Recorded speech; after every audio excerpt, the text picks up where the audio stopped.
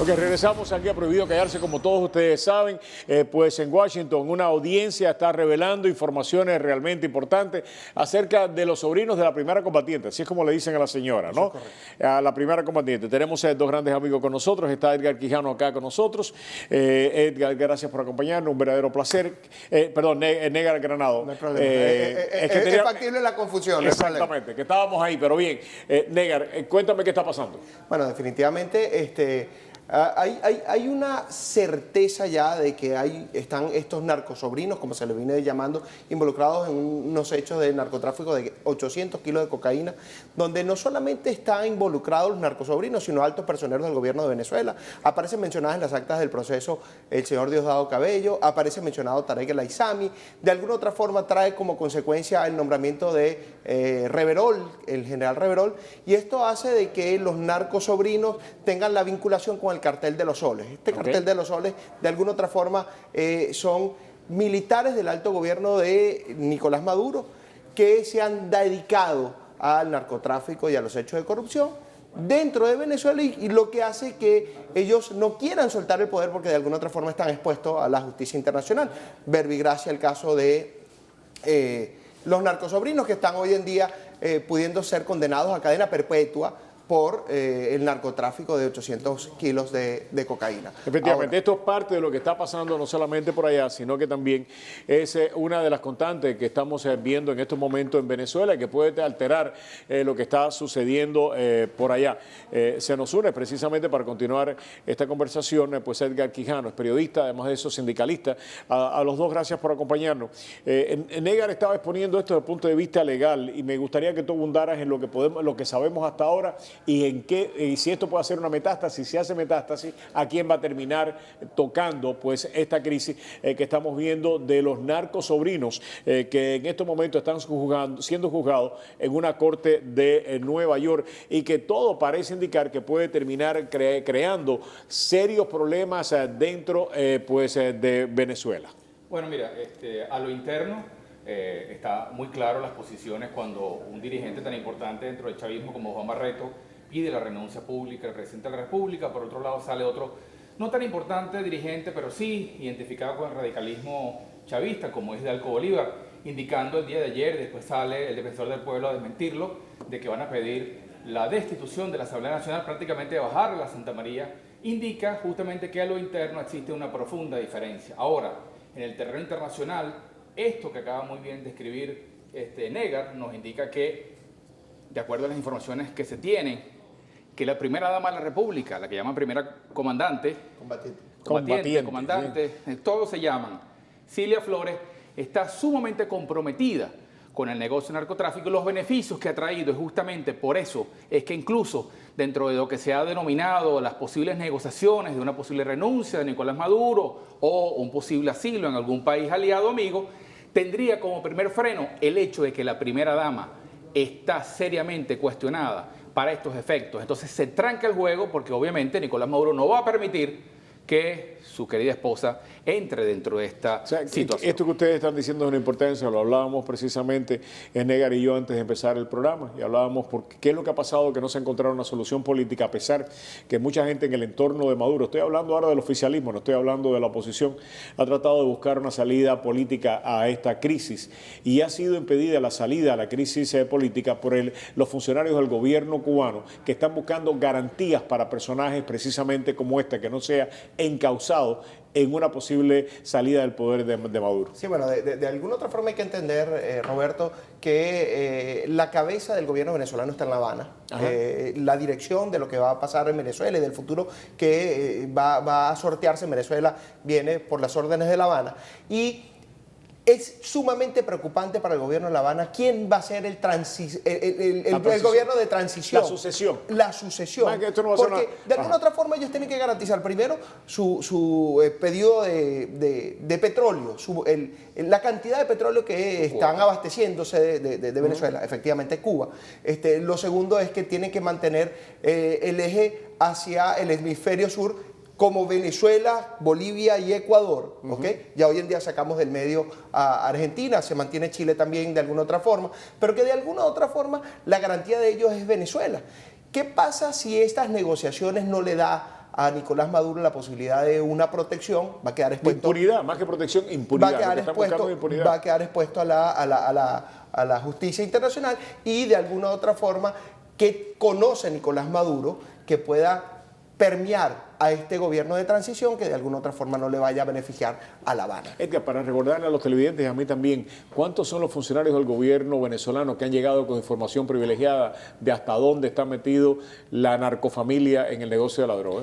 Bueno, no te lo podría enumerar, pero porque lo más no tengo la importante. lista. Recuerda que el primero, el magistrado Aponte Aponte, fue el que abrió la compuerta de toda esta situación. Aponte Aponte había jugado un papel fundamental a los inicios, incluso en el año 2002, cuando fue fiscal, corrígeme Edgar, militar, después fue magistrado del Tribunal Supremo de Justicia, o sea, manejó las altas esferas del gobierno y sobre todo en los aspectos más sensibles, en todos los casos y los juicios que el gobierno requería frenar o tildar a su favor para que de alguna u otra forma sacar de juego a una cantidad de funcionarios, a una cantidad de personeros de la oposición que de alguna forma le hacían mucho daño, le estaban haciendo mucho ruido en ese momento, desde el año 2002 hasta cuando se vino a Ponte a Ponte. Y luego comenzaron una cantidad de militares vía España también a filtrar información además probada, ya no solamente entonces de Hugo Chávez, sino involucrando a Diosdado Cabello, específicamente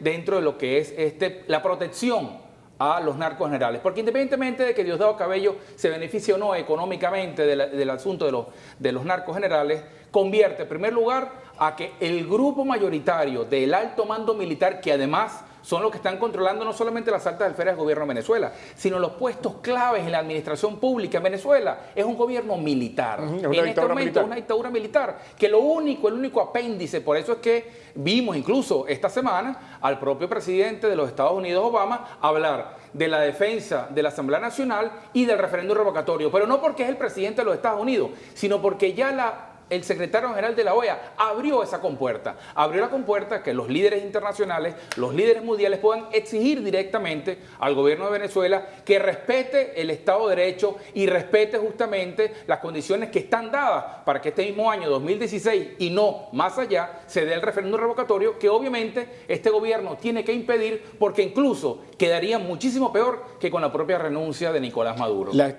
autoridades norteamericanas tienen toda la información, porque una de las cosas que especulábamos esta mañana, a mí me ha llegado información, pero no confirmada, que una de las cosas que ha motivado a algunos países de América Latina que parecía que no iban a respaldar el referéndum revocatorio en la OEA es porque funcionarios del gobierno de Estados Unidos, incluyendo a Shannon, han mostrado algunas de las pruebas que tienen en contra de Maduro y su entorno más cercano en relación con las drogas. ¿Ustedes han tenido esta información también? Sí, de alguna otra forma, cuando nosotros vemos la vinculación que tienen los personeros del gobierno de Nicolás Maduro con estos carteles de droga, tenemos que ver que no es solamente la información, como lo decía Edgar, que pudo haber suministrado el audio Ponte a Ponte, que fue el presidente de la Sala Penal del Tribunal Supremo de Justicia, sino también tenemos que hablar de el capitán, ¿cómo se llamaba? El que era gobernador del estado de Aragua antes de Tarek El Aissami.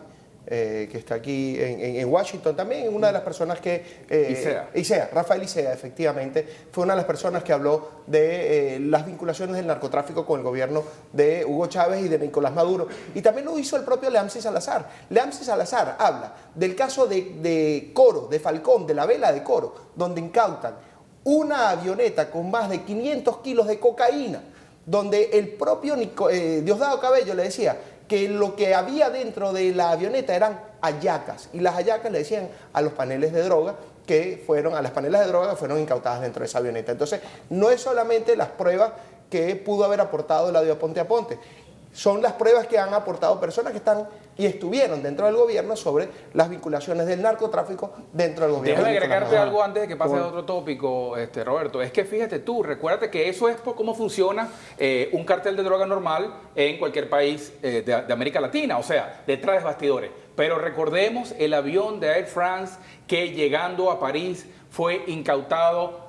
no sé si fueron 2, 3, 4 toneladas de droga, y pasó esa droga a través de los filtros de la Guardia Nacional en el aeropuerto de Maiquetía. O sea, ya estamos hablando de una forma abierta, en un vuelo comercial donde viajan pasajeros regularmente, incautan en París, porque en Maiquetía supuestamente no se dieron cuenta. Obviamente está involucrada la Guardia Nacional Bolivariana. ¿La Guardia Nacional y el Ejército o la Guardia Nacional? No, en el caso específico del aeropuerto de Maiquetía, la pero Guardia si hay Nacional una diferencia en este tema de la droga entre lo que son las Fuerzas Armadas venezolanas Eso es correcto. y la Guardia Nacional. Por eso que se habla de carteles, el cartel de los soles, porque cada componente tiene su propio camino de protección en función de la zona que controla. Pero hay conflicto precisamente en este tema. Sí hay. De hecho, se incautaron dentro de transportes militares droga. Y el transporte militar no era de la Guardia Nacional, sino del Ejército Bolivariano. O sea, ¿quién está metido en el negocio de la droga? ¿El Ejército Bolivariano o la Guardia Nacional? Ambos. Tenemos que decir lo siguiente. Porque ha habido disensión, sobre todo en la gente del F4, en denuncias muy pero categóricas que han hecho en las últimas semanas sobre la involucración de los altos mandos del gobierno en cuestiones ilegales, incluyendo droga. O sea, si esta gente estaba metida en eso, ¿por qué esta gente está denunciando eso de una manera porque tan de alguna fuerte? otra forma han quedado fuera de lo que son los procesos de beneficio del cartel. Fíjate, Roberto, la parte de aduana, ¿quién la controla? La Guardia Nacional Bolivariana, no tiene nada que ver el ejército. Pero la parte de frontera, la custodia de la frontera, depende del ejército venezolano. ¿Dónde existen los mayores contrabandos de narcotráfico? Tanto en los puertos y aeropuertos, donde se incautan los mayores alijos, o se le permite salir a esos alijos, porque tenemos que hablar también de aquel avión de Maclet que fue incautado en México con 5.500 kilos de cocaína. Ese es otro testigo protegido que justamente ha denunciado que no solamente componentes de la Guardia Nacional Bolivariana, sino también del Ejército venezolano, es más, dio los montos con los cuales a cada uno, y señalando a dedo, fulano, el general fulano de la Guardia Nacional, el general fulano del Ejército Bolivariano, etcétera, etcétera, lo señaló a dedo. Y todo eso está en los expedientes. Una de las cosas que uno se pregunta, ¿cuándo es que viene ahora los cambios? Precisamente El 5 de julio, el 5 de julio, ese aspecto era justamente fundamental. El 5 de julio no es probablemente la fecha más importante que tengamos todos los que estamos observando la situación venezolana. Porque se tiene ya conocimiento que el ministro de la Defensa, el general Padrino, no debería continuar. Sin embargo, él se ha tratado de erigir en los últimos días, en las últimas semanas, como el líder fundamental dentro del sector militar para garantizar la estabilidad y la continuidad. ¿Qué pasa si Padrino dice, yo no me voy? Es que ese es el punto. Es que ese es el problema. Ya se ¿Ese tiene es el problema o esa es la solución?